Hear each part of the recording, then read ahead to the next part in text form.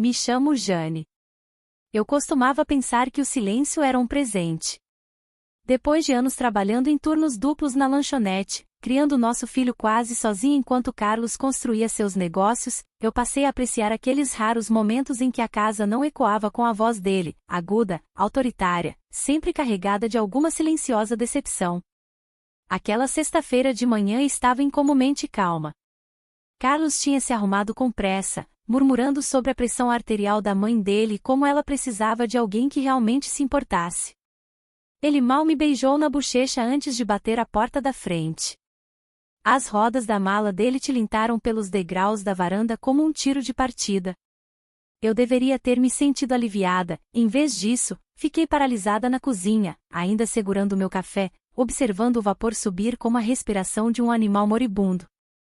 Só quando Bruno entrou cambaleando, agarrando sua raposa de pelúcia esfarrapada e sussurrando, "Mamãe, precisamos correr", é que meu estômago caiu. Ele não estava sorrindo. Agachei-me, afastando o cabelo da testa dele.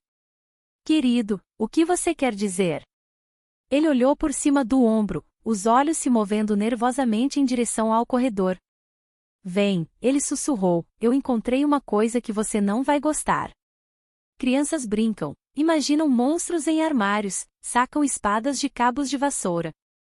Pensei que era só isso. Talvez ele tivesse encontrado um antigo acessório de Halloween ou uma das estranhas facas de caça de Carlos. Mas quando ele me levou até a garagem e apontou para a caixa de ferramentas vermelha, o lugar sagrado de Carlos, hesitei. Nós nunca tínhamos permissão para tocá-la, nunca. Bruno levantou a tampa. A princípio, vi apenas as chaves de fenda, alicates e um rolo de fita adesiva de sempre. Mas então ele moveu a bandeja superior. Por baixo, havia uma pilha de fotos impressas em papel brilhante, guardadas em um saco plástico com elásticos. Meu coração palpitou na garganta. As fotos eram minhas dormindo, tomando banho, uma de costas na cozinha, vestindo apenas um roupão. Alguns dos ângulos eram de cima, como se fossem tiradas de um canto do quarto. Eu ofeguei. Bruno sobressaltou-se. "Por que o papai tirou essas fotos?" Eu não tinha uma resposta, mas sabia que tínhamos que ir embora. Não em uma hora, não amanhã, agora.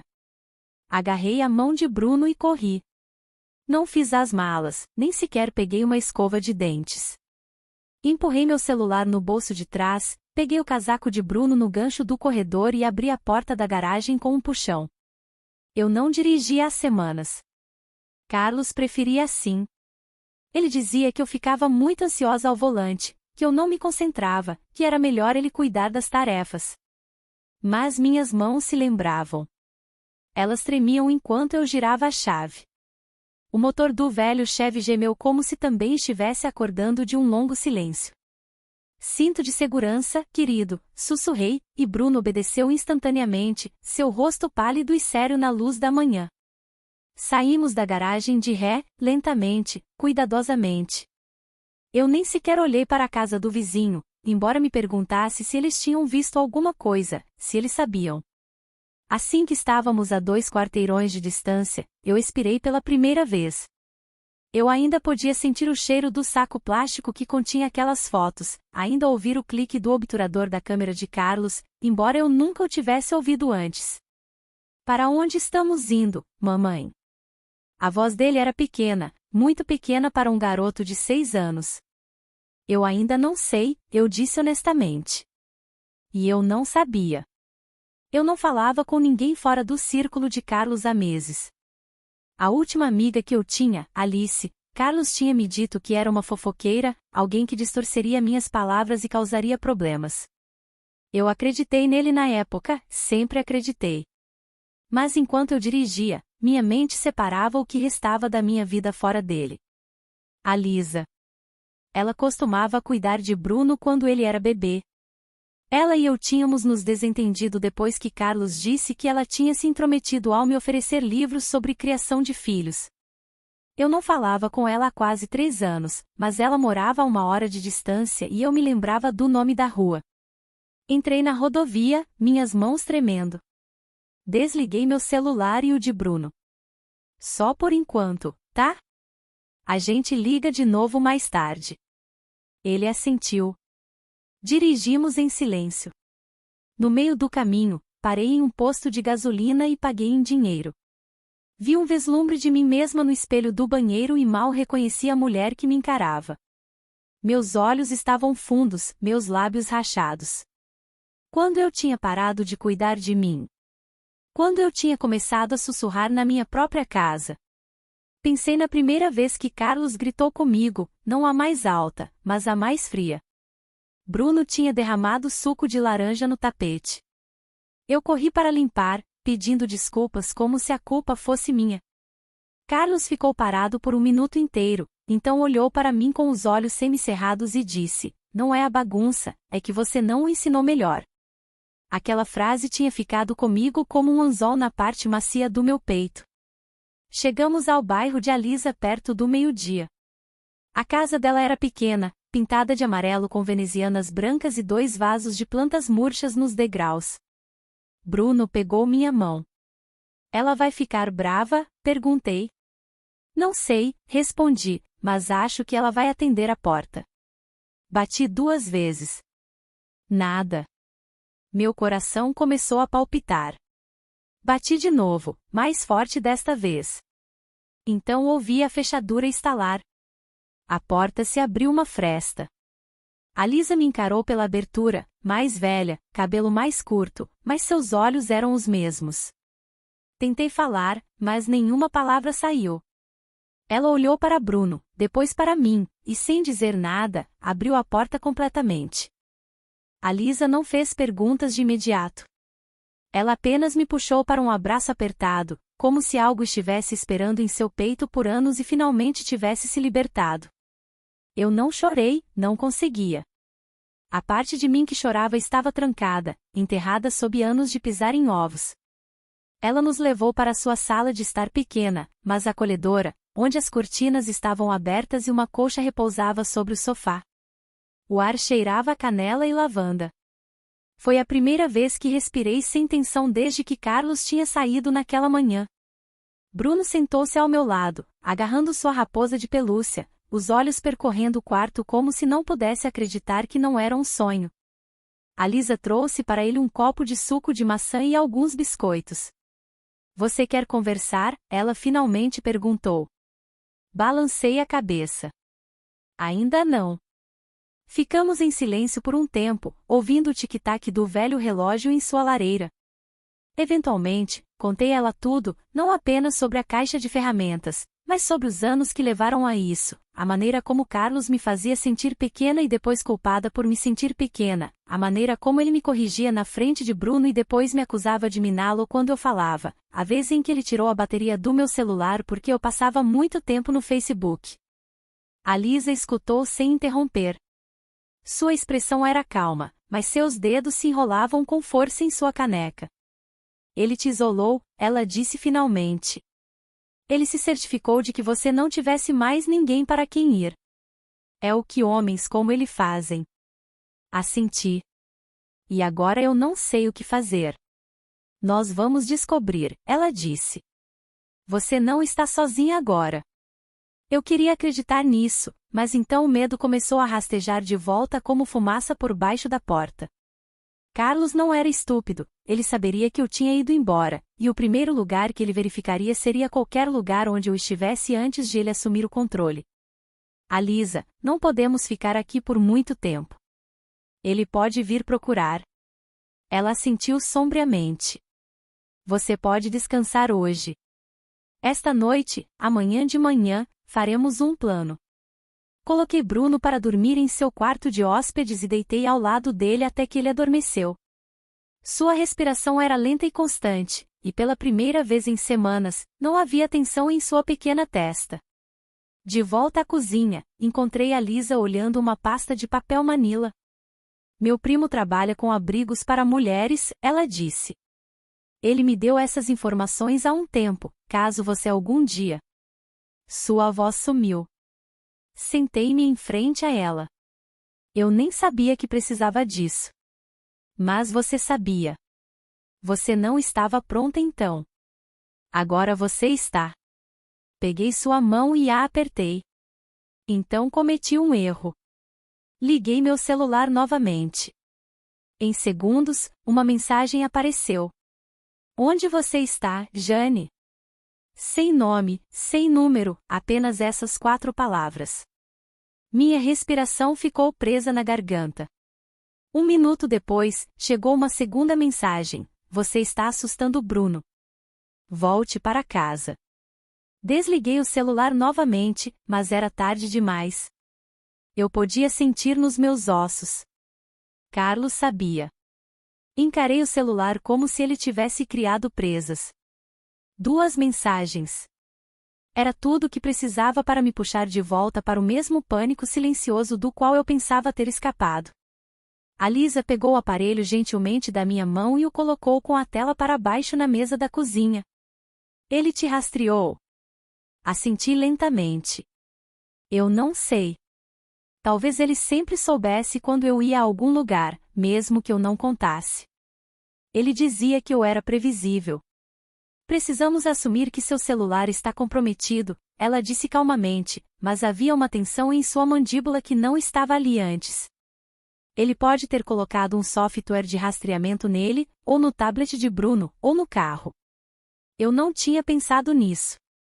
Senti-me estúpida por não ter pensado nisso, mas a Lisa não disse eu te avisei. Ela apenas se levantou e começou a juntar coisas, as chaves do carro dela, seu próprio celular, uma mochila do armário do corredor. Vamos, ela disse. Não vamos esperar que ele te encontre aqui. Ela nos levou para uma biblioteca pública 2 cidades adiante.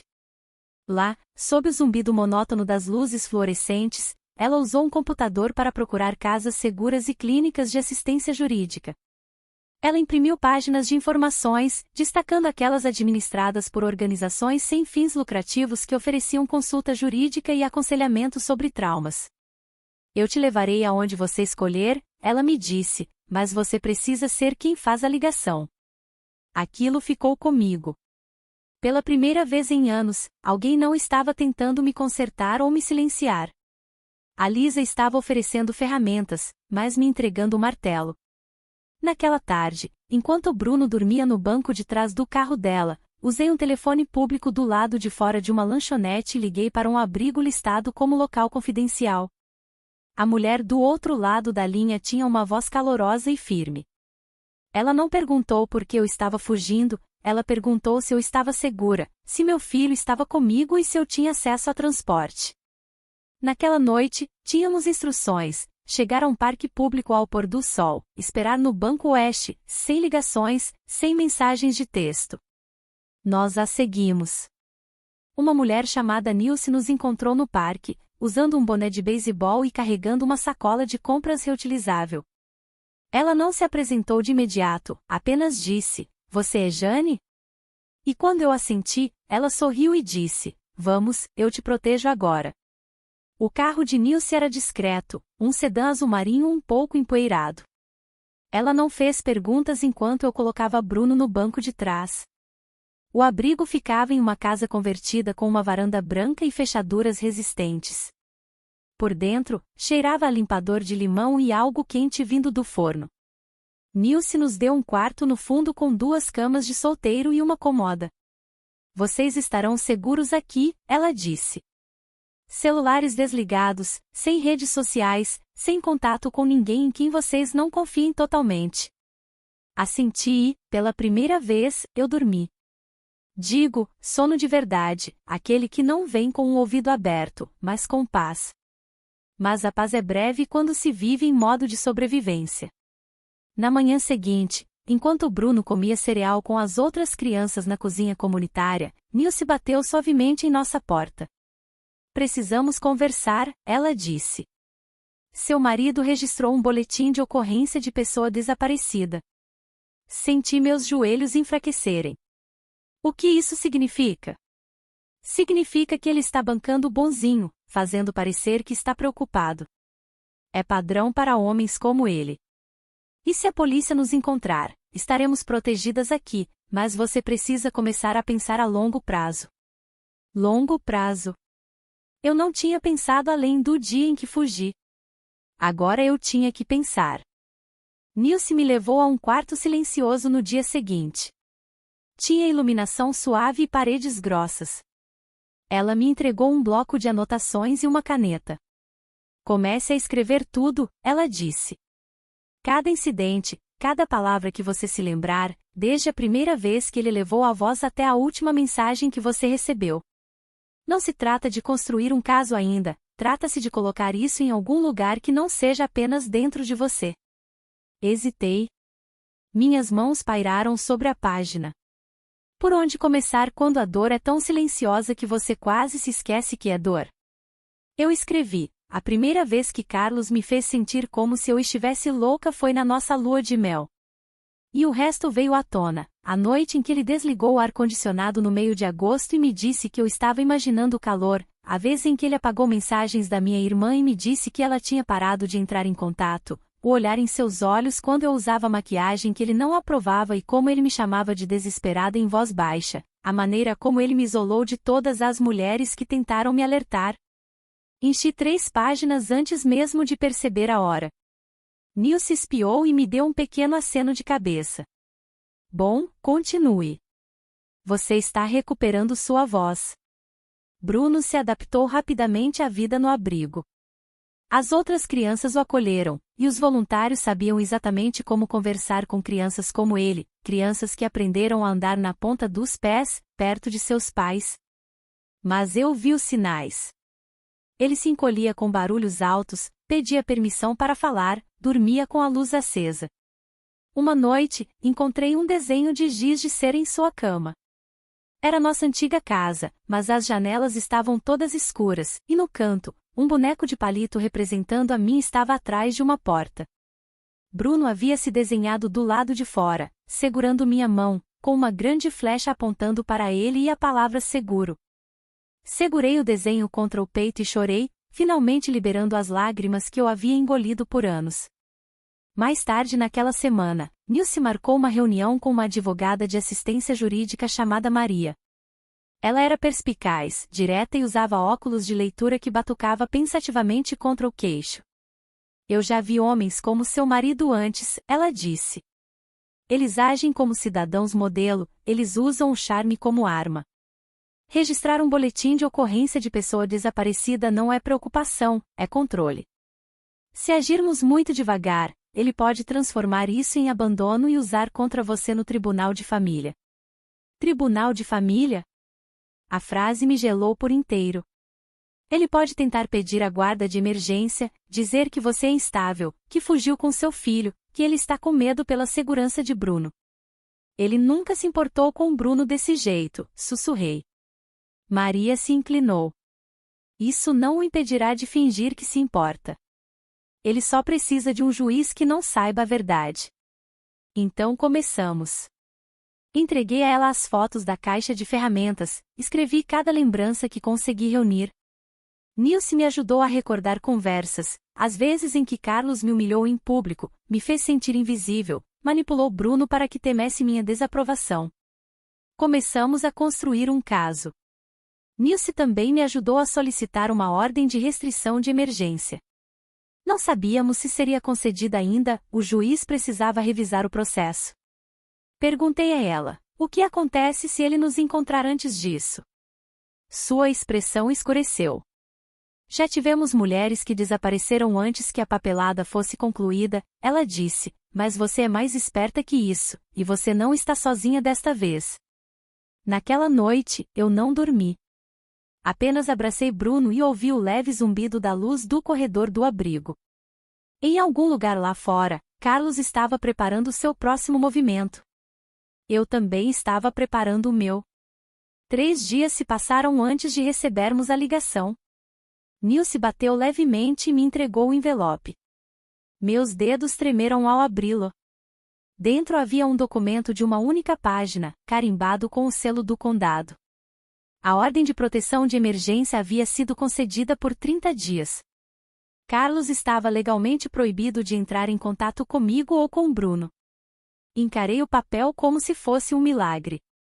Não era permanente e não o impedia de nos encontrar se ele realmente tentasse, mas era algo.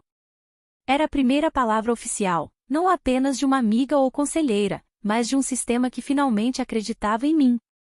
Levei para Maria na mesma tarde. Ela escaneou rapidamente e assentiu. Bom, agora usamos esse impulso. Discutimos os próximos passos legais: solicitar a guarda exclusiva, pedir uma ordem de restrição de longo prazo, preparar a documentação para quando Carlos fizesse seu próximo movimento, porque ele faria. Maria sabia, Nilce sabia e, no fundo, eu também sabia. Mas houve momentos, pequenos momentos, onde a luz surgiu. Uma manhã, Bruno correu para mim segurando uma joaninha no dedo, seu rosto iluminado de admiração. Outra noite, ele desenhou uma foto minha com uma capa e escreveu embaixo: "Mamãe igual a Eriona".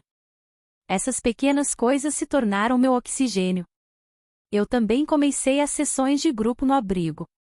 Cada mulher naquele círculo tinha uma história, algumas piores que a minha, algumas mais silenciosas, mais sutis, como sombras que você não via até que elas se enrolassem em sua garganta. Havia uma mulher chamada Lídia, cujo marido trancava o termostato e a punia com frio.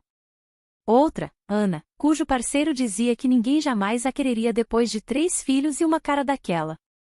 Compartilhamos café e medo, mas também compartilhamos sobrevivência. As pessoas pensam que abusos são hematomas, Lídia disse uma vez, mas a maior parte é silêncio invisível, até que te devore viva. Assenti, eu sabia exatamente o que ela queria dizer. Mais tarde naquela semana, Maria ligou. Seu tom era seco. Ele entrou com um pedido. Minha boca secou. Para quê? Guarda temporária de emergência. Ele está alegando que você é mentalmente instável, que sequestrou Bruno, que ele teme pela segurança do menino. Há uma audiência marcada para sexta-feira. Isso nos dava 3 dias. Eles vão acreditar nele? Perguntei. Podem acreditar. Ele não tem antecedentes. Você não tem evidências físicas além das fotos, e o juiz designado é conhecido por favorecer a coparentalidade, mesmo em casos de alto conflito. Sentei-me pesadamente na cama, o quarto girando ao meu redor. O que podemos fazer? Lutamos. Nos preparamos. Estou entrando com uma resposta, anexando as fotos e sua declaração escrita. Vamos solicitar uma audiência presencial, e você vai testemunhar. Você vai contar tudo ao juiz. Meu estômago revirou. Eu não via Carlos frente a frente desde a manhã em que ele partiu. Eu tenho que ficar na mesma sala que ele? Sim, mas você não estará sozinha. Nilce foi comigo para a audiência simulada que Maria organizou naquela noite. Eles me explicaram como falar, para onde olhar, como responder sem congelar. E então, antes de terminarmos, Maria disse algo que eu não esperava. Jane, eu sei que isso é aterrorizante, mas quero que você entenda algo muito claramente. Ela se inclinou para a frente. Ele não está mais no controle. É por isso que ele está fazendo isso, porque ele sabe que você está se afastando. Respirei fundo e, pela primeira vez desde que esse pesadelo começou, eu não estava apenas sobrevivendo, eu estava me preparando para a guerra.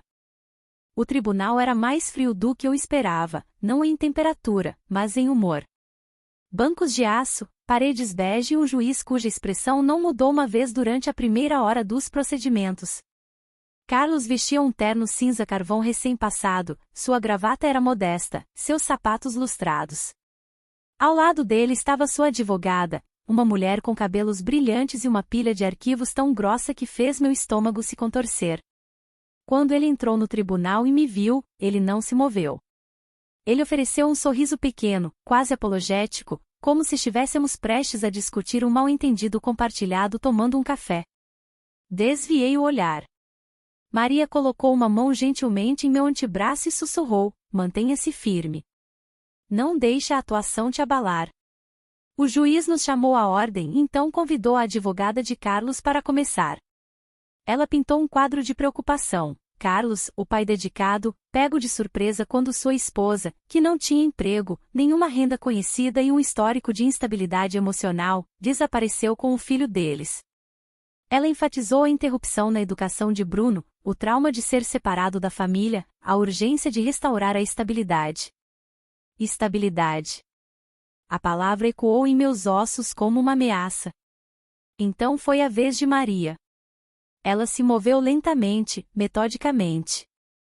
Ela apresentou a ordem de restrição, ela entregou as fotografias escondidas que Carlos havia tirado, imagens minhas vulnerável e inconsciente. Ela leu trechos da minha declaração. Então o juiz olhou para mim. Senhora Martinez, você pode falar.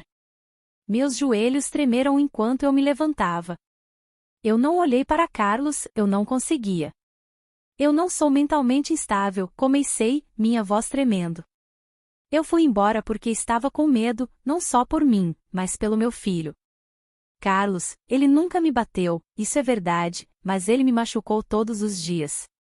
Continuei sobre as fotos, a manipulação psicológica, o controle, a maneira como eu desapareci em mim mesma até não conseguir me lembrar do som da minha própria risada. Vi algo brilhar nos olhos do juiz, mas seu rosto permaneceu ilegível. Carlos finalmente falou. Ele se levantou, as mãos juntas na frente dele, e disse todas as coisas certas, que lamentava qualquer dor que sua esposa sentisse, que ele só queria apoiar sua jornada de saúde mental, que sentia muita falta do filho. Ele até chorou. Não sei como ele fez, mas ele chorou 2 lágrimas perfeitas. Era a mesma atuação que eu tinha visto no nosso casamento, quando ele contou a história de como nos conhecemos, e as pessoas juraram que ele era o homem mais doce do mundo. Por um momento, pensei que o juiz acreditasse nele, mas então ele disse: a guarda temporária permanecerá com a senhora Martinez até a audiência de guarda definitiva em 2 semanas. A atual situação da criança parece estável. A visita supervisionada para o Sr. Martinez é permitida mediante coordenação através do tribunal. A mandíbula de Carlos se contraiu. Foi rápido, mas eu vi aquela rachadura na máscara. Fora do tribunal, Maria me puxou para o lado. Você fez exatamente o que precisava fazer, ela disse. Você disse a verdade. Isso é mais difícil do que parece em casos como este. Mas eu não estava aliviada, não de verdade. Porque Carlos tinha perdido a primeira rodada, e homens como ele não perdem silenciosamente. Naquela noite, de volta ao abrigo, coloquei Bruno na cama e fiquei ao lado dele. Ele parecia tranquilo, como se o barulho do dia não o tivesse tocado, mas eu sabia que não era verdade. Beijei sua testa e sussurrei: não importa o que aconteça, nós vamos ficar bem. Eu não tinha certeza se acreditava nisso, mas eu precisava que ele acreditasse, porque Carlos ainda estava lá fora, e algo me dizia que ele não tinha terminado. A primeira visita supervisionada estava marcada para 3 dias após a audiência. Seria em um centro familiar neutro administrado por serviços sociais, com um membro da equipe presente o tempo todo. A sala era pintada de amarelo pálido, com móveis de plástico e um grande espelho unidirecional que permitia aos observadores monitorar as interações. Bruno se agarrou a mim quando chegamos. Agachei-me e alisei seu cabelo. Você não precisa abraçá-lo ou falar se não quiser, eu disse. Apenas seja você mesmo. Eu estarei esperando quando terminar.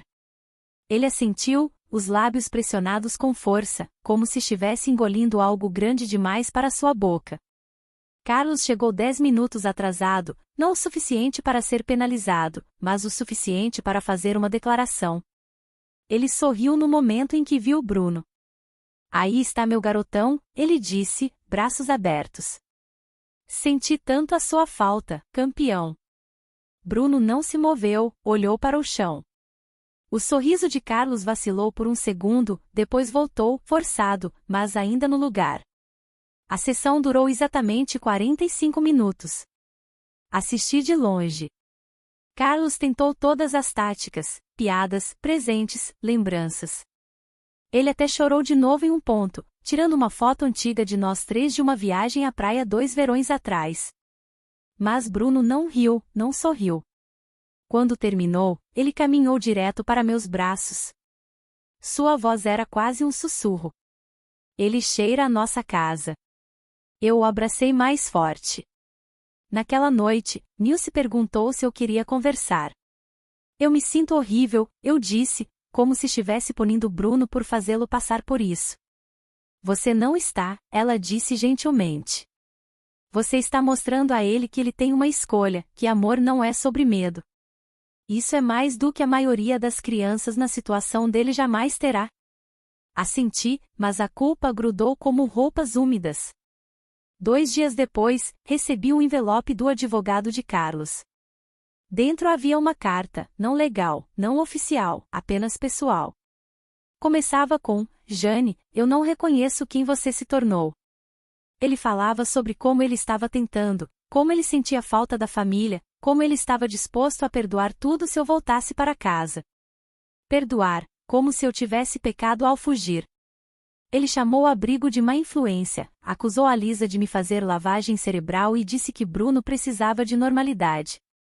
No final, ele escreveu: se você pensa que eu vou desistir do meu filho, pense de novo. Eu sempre termino o que começo. Nilce pegou a carta imediatamente. Ele está ultrapassando os limites de novo, tentando entrar em contato diretamente. Isso é uma violação da ordem. Maria registrou um relatório. Eu mudei de quarto no abrigo. Bruno foi transferido para um grupo diferente durante as horas de brincadeira. Ficamos alertas. Cada barulho lá fora fazia meu estômago se contrair, mas também continuamos seguindo em frente. Bruno começou a terapia com uma conselheira de trauma. A princípio, ele mal falava, mas depois de 2 sessões, ele perguntou à conselheira se monstros eram reais. Ela perguntou: que tipo? O tipo que sorri e faz você se sentir errado o tempo todo, ele disse. Quando ela me contou, eu desabei, não só de tristeza, mas de orgulho. Ele estava encontrando sua voz, eu também. Maria ligou 2 noites depois com notícias. Carlos havia entrado com uma segunda moção de emergência. Ele alegava que a visita supervisionada tinha ido mal devido à manipulação, que Bruno estava sendo instruído e que ele queria acesso total e não supervisionado. Ele está escalando, ela disse, mas agora nós também vamos escalar.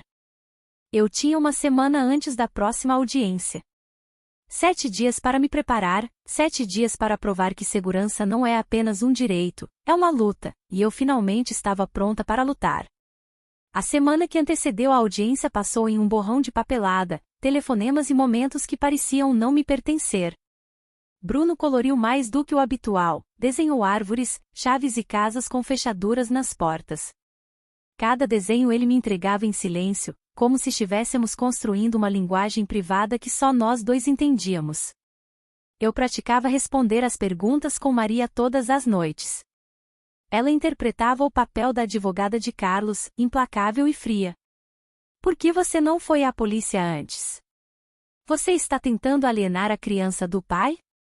Você acredita que agiu no melhor interesse do seu filho?